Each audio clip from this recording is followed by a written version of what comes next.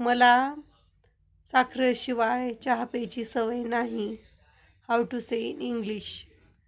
So there will be some structure that is subject plus helping verb plus not used to plus gerund. Gerund म्हणजे main वर्बला I N G लावणं. Okay.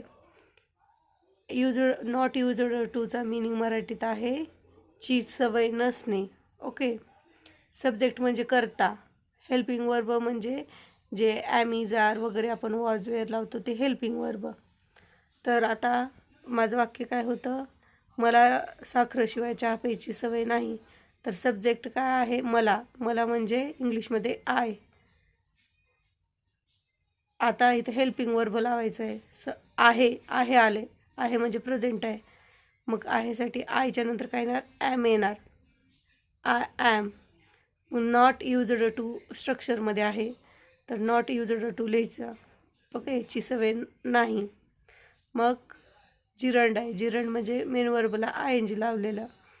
तर I am not used to सवय नसणे चहा पिण्याची. पिणे काय मेन वर्ब आहे.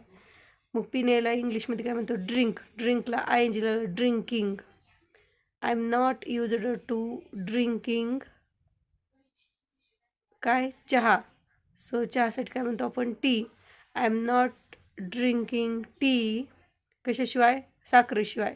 साखरेला काय म्हणतो इंग्रजीत शुगर. आणि शिवाय म्हणजे चहाशिवाय त्याला काय म्हणतात, विदाऊट. तर विदाऊट शुगर. तर वाक्य काय होईल, I am not used to drinking tea without sugar.